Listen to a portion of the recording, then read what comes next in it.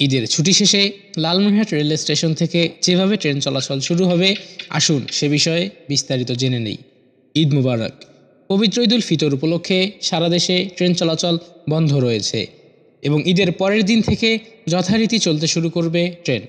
শুরুতে আন্তনগর ট্রেন না চললেও লোকাল ও কমিউটার ট্রেন চলতে শুরু করবে এবং লালমনিরহাটে রয়েছে 61 থেকে 62 এবং 71 থেকে 72 কমিউটারের রেক, 20 ডাউন বগুড়া কমিউটারের রেক, 22 ডাউন পদ্মরা কমিউটারের রেক এবং 455 থেকে 456 লোকালের রেক।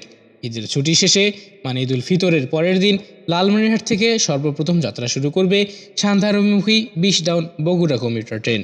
ট্রেনটি তার নির্ধারিত সময় সকাল 6:10 লালমনিরহাট থেকে সান্তাহার অভিমুখে যাত্রা শুরু করবে।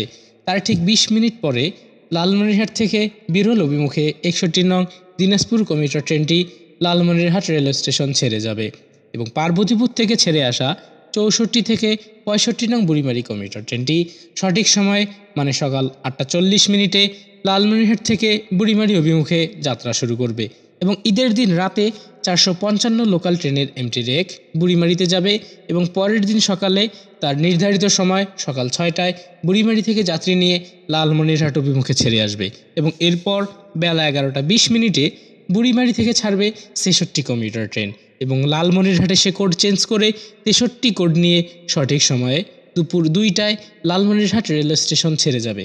এবার আসি পদ্মরাগের বিষয়ে। পদ্মরাগ কমিউটার ট্রেনটি তার নির্ধারিত সময় দুপুর 1:45 লালমনিরহাট রেলওয়ে স্টেশন ছেড়ে যাবে এবং বুড়িমারি অভিমুখী 71 নং বুড়িমারি কমিউটার ট্রেনটিও সঠিক সময়ে লালমনিরহাট ছেড়ে যাবে। ঈদের পরের দিন সকাল থেকে পর্যায়ক্রমে লোকাল ও কমিউটার ট্রেনের যাত্রা শুরু হলেও আন্তনগর ট্রেনের যাত্রা শুরু হবে ঈদের পরের দিন বা রাত থেকে। তবুও সমস্ত আন্তনগরের বদলে কিছু কিছু আন্তনগর চলবে।